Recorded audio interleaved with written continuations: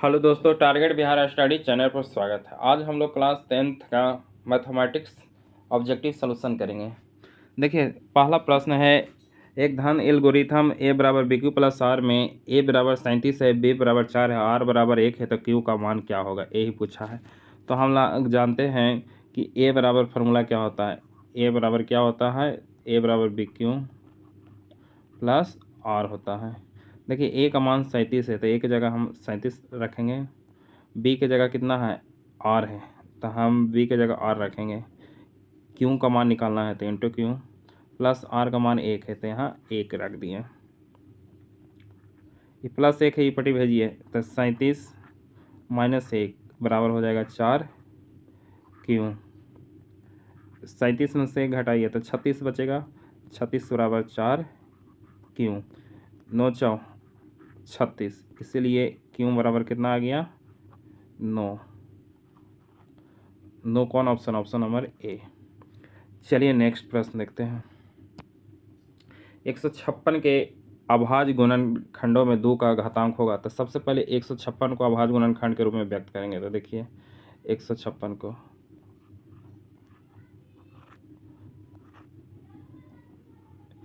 2 से लगाएं, 7 दूनी 14, 2 8 16, फिर 2 से 2 3 6 39 दूनी 78। अब 2 से लगेगा नहीं, तो हमको 2 का घातांक पूछ रहा है, तब आगे लगाने की कोई ज़रूरत है नहीं। तो हम 2 को 2 आया है, हम 2 के स्क्वायर लिख सकते हैं, इसको 2 के स्क्वायर, यानी घातांक यानी घात कितना आ गया, 2 आ गया। 2 ऑप्शन में कौन है, ऑप्शन ए में है इसका सही जवाब। चलिए नेक्स्ट प्रश्न। निम्नलिखित में कौन परिमेय संख्या है। परिमेय संख्या उसको कहते हैं जो p बटा क्यू का रूप का हो और क्या बोलता है कि जो रूट में हो उसका वर्गमूल निकल जाए। तो देखिए, जो ऑप्शन ए है, ऑप्शन ए है 4 प्लस रूट 7, ये एक परिमेय 4 परिमेय संख्या है और रूट 7 अपरिमेय संख्या है। तब परिमेय और अपरिमेय टोटल अपरिमेय संख्या हो गया। तो ये तो ऑप्शन ए तो होगा नहीं, ऑप्शन ए नहीं होगा। ऑप्शन बी को चेक करते हैं। तो देखिए, 10 है तो 10 लिख दिए। 100 का वर्गमूल क्या होता है, 10 होता है, तो 10 10 20। हम 20 को p बटा क्यू के रूप में लिख सकते हैं, 20 बटे में 1, यानी कि परिमेय संख्या। तो ऑप्शन इसका सही जवाब हो गया ऑप्शन नंबर बी। चलिए नेक्स्ट प्रश्न देखते हैं। 2 धनात्मक पूर्णांकों a और b के लिए मस्सा गुणे लासा बटे में ab का बराबर होगा। तो देखिए, 2 धनात्मक पूर्णांक दिया है, एक a दे दिया है और एक b है, ठीक है। a को हम लिख सकते हैं a गुने a, अब b को भी लिख सकते हैं a गुने b, यही लिख सकते हैं, और तो कुछ लिख सकते नहीं।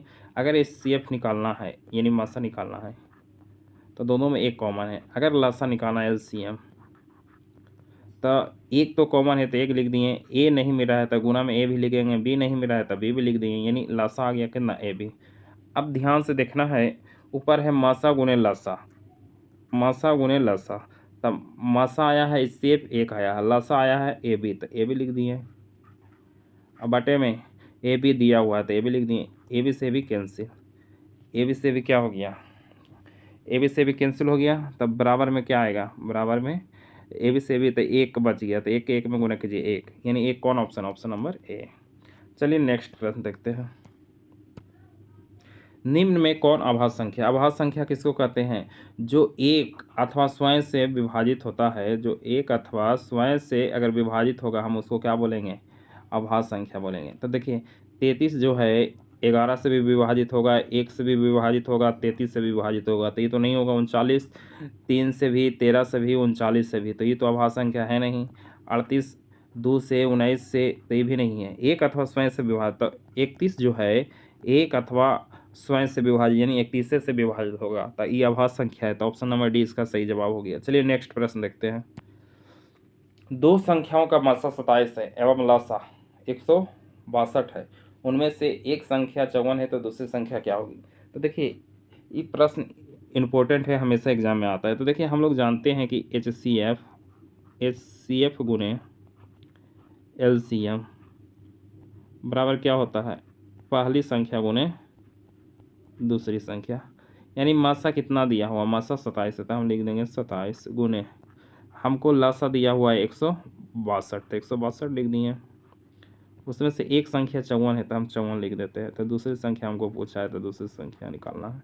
देखिए, 27 दूनी 54, ये 2 से भागा दो, 8 दूनी 16, 2 एकम 2, यानी कि दूसरी संख्या बराबर आ गया हमको 81। तो 81 कौन ऑप्शन? Option number D. चलिए अब नेक्स्ट प्रश्न देखते हैं। किसी भी धनात्मक पूर्णांक q के लिए प्रत्येक धनात्मक विषम पूर्णांक का रूप होगा। धनात्मक विषम पूछ रहा है। तो देखिए जो ऑप्शन ए है छो q, अगर यहाँ पर अगर 1 फुट करते हैं तो छो एकम छो छो, अगर 2 फुट करेंगे तो छो दूनी 12 आ जाएगा। यानी कि सब ये विषम नहीं सम आ रहा है, तो ये तो आंसर होगा नहीं। चलिए मान लीजिए इसको यहाँ क्यू की जगह 1 फुट करेंगे तो छो एकम छो और छो दो 8 आ जाएगा। ठीक है, फिर क्यू की जगह 2 तो छो दूनी 12 और 12 दो 14, यानी सम संख्या आ रहा है तो ये भी नहीं होगा। चलिए थर्ड नंबर छो क्यू प्लस 1 है। अगर क्यू की जगह हम 1 फुट करते तो छो एकम छो और प्लस 1 7 आ रहा है। फिर 2 फुट करते तो छो दूनी 12 1 13, यानी 13 आएगा। फिर अगर 3 भी फुट करें छोटी 18 1 19, यानी 19, यानी विषम संख्या आ रहा है। तो बोल रहा है कि कौन धनात्मक विषम का रूप का होगा, तो कौन होगा? तो ऑप्शन इसका सी सही जवाब है। चलिए नेक्स्ट प्रश्न देखते हैं। प्रत्येक परिमेय संख्या होती है। तो देखिए प्रत्येक परिमेय संख्या एक प्राकृतिक संख्या होगी? नहीं होगी, क्योंकि देखिए अगर परिमेय संख्या अगर हम परिमेय संख्या अगर हम 7/4 को मान लें कि परिमेय संख्या, तो कि प्राकृतिक संख्या तो होगा नहीं, तो ऑप्शन ये नहीं होगा। अगर मान लीजिए परिमेय संख्या 7/4 तो पूर्ण संख्या होगा? नहीं, ये भी नहीं होगा। ये पूर्णांक होगा? नहीं, ये भी नहीं होगा। तब प्रत्येक परिमेय संख्या एक वास्तविक संख्या होता है, क्योंकि वास्तविक संख्या में परिमेय और अपरिमेय संख्याओं का संग्रह होता है, इसलिए ऑप्शन नंबर डी इसका सही जवाब हो गया। चलिए नेक्स्ट प्रश्न। द्विघात बहुपद के शून्यांकों की संख्या होती है। देखिए द्विघात बहुपद के शून्यांकों की संख्या अधिकतम 2 होती है, तो इसका सही जवाब ऑप्शन नंबर बी हो जाएगा 2। चलिए नेक्स्ट प्रश्न देखते हैं। निम्न में कौन बहुपद नहीं है? देखिए बहुपद पहचानने का तरीका है कि अगर 4 का घात पूर्ण संख्या हो, अगर 4 का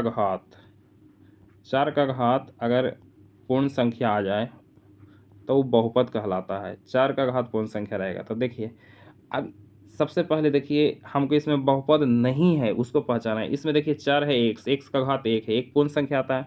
पूर्ण संख्या कहाँ से स्टार्ट होता है? 0 से 1 2 3, इस समय क्या है? पूर्ण संख्या है।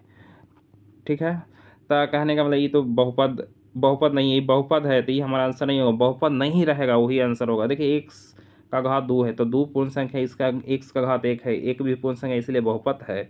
ऑप्शन सी को अगर चेक करते हैं तो देखिए इसका पावर निगेटिव है। जैसे पावर इसको कैसे निगेटिव कर सकते हैं? जैसे यह है x बटे में ई है, अगर इस पर पावर 1 है ऊपर जाएगा पावर तो क्या होगा? निगेटिव होगा। निगेटिव पूर्ण संख्या होता नहीं है, इसलिए ऑप्शन नंबर सी इसका सही जवाब है, बहुपद नहीं है। चलिए नेक्स्ट प्रश्न।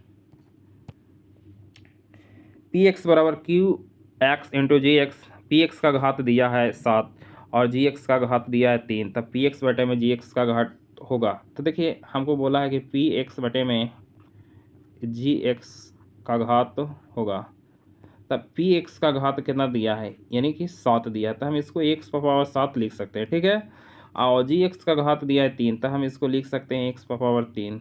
अगर इसको काटेंगे तो एक्स पावर 4 बार में कैंसिल हो जाएगा, यानी इसका घात कितना आ गया?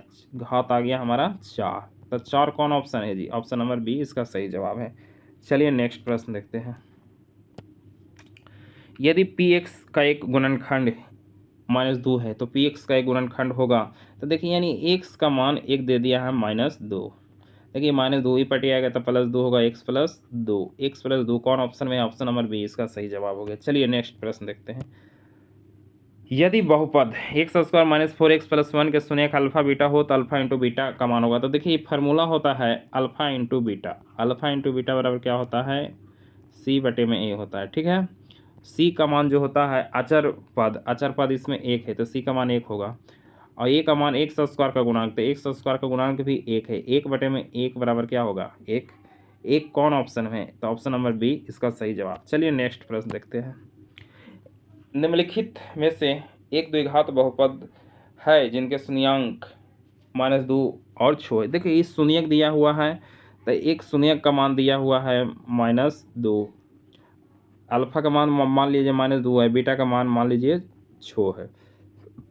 तो इसमें अल्फा प्लस बीटा का मान निकालिए, तो -2 + छो बराबर 4। फिर अल्फा इंटू बीटा का मान निकाल लीजिए, तो निकालिए, तो -2 गुना छो बराबर -12। तो देखिए द्विघात बहुपद निकालने का एक सूत्र होता है। देखिए हम लिख रहे हैं x square minus alpha plus beta into x जोड़ अल्फ़ा इंटू बीटा, ये द्विघात बहुपद निकालने का सूत्र होता है। तो एक्स स्क्वायर लिख दिए, अल्फ़ा प्लस बीटा का मान देखिए कितना है 4, तो यहाँ -4 एक्स है तो 4 एक्स हो जाएगा। फिर अल्फ़ा इंटू बीटा का मान देखिए -12 है तो -12 लिख देते। X square minus 4x minus 12 कौन ऑप्शन है? X square minus 4x minus 12 option number A मिल रहा है। चलिए नेक्स्ट प्रश्न देखते हैं। द्विघात समीकरण y square plus 3y minus 18 बराबर 0 के मूल हो गए। देखिए इस सब्जेक्टिव में भी 2 नंबर आता है, इसलिए एकदम हम इसको जो तरीका होता है मेथड होता है उस विधि से बनाते हैं। काहे कि 2 नंबर का आता है, ये ऑब्जेक्टिव भी आता है, इसका शॉर्ट भी तरीका होता है, लेकिन हम इसको लॉन्ग तरीका भी बता रहे हैं ताकि 2 अंक का प्रश्न आवे तो बन जाए। देखिए इसमें फर्स्ट और लास्ट में गुना कीजिए, तो गुना कीजिएगा तो -18 y स्क्वायर। अब 18 को हमको अभाज्य गुणनखंड के रूप में तोड़ना रहता है, तो तोड़िएगा तो 9 दूनी 18, 3 तिया 9। अब देखिए हमको गुना करके लाना है -18 बाई स्क्वायर, जोड़ घटा के लाना है +3 बाई। तो देखिए अगर हम इसको कैसे करेंगे तो आ सकता है, तो 3 दूनी छोतिया 18, 6 में से 3 जाएगा तो 3 आ जाएगा। तो यहाँ देखिए यहाँ पर ही लिखना पड़ेगा by square plus 6 by minus 3 by -18 बराबर 0। उसके बाद क्या करेंगे, तब y कॉमन ले लीजिए, y अगर कॉमन लेंगे तब y प्लस 6, फिर -3 कॉमन लीजिए तब y और 3 छका 18 यानी 6। अब देखिए इसको थोड़ा रफ कर लेते हैं।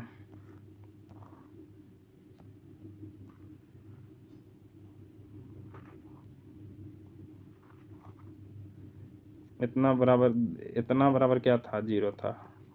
चलिए अब y प्लस 6 कॉमन है तो y प्लस 6 लिख दिए इंटू y माइनस 3 बराबर 0। तब y बराबर y प्लस 6 बराबर 0, तब y बराबर आ जाएगा -6। उसके बाद y माइनस 3 बराबर 0, तब y बराबर आ जाएगा +3, यानी -6 और +3, यानी +6 -3 कौन ऑप्शन में है? +3 होना चाहिए। +3 ऑप्शन ए में है और -6 ऑप्शन ए में है, तो इसका सही जवाब ऑप्शन नंबर ए होगा। अगर वीडियो पसंद आया है तो वीडियो को लाइक शेयर और चैनल को सब्सक्राइब जरूर करें। धन्यवाद।